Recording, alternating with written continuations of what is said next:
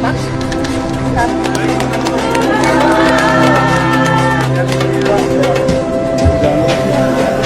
sebutan juga kepada Bupati Cianjur, masyarakat Sungai, pasti tidak asing lagi ya kalau maju gitu ya.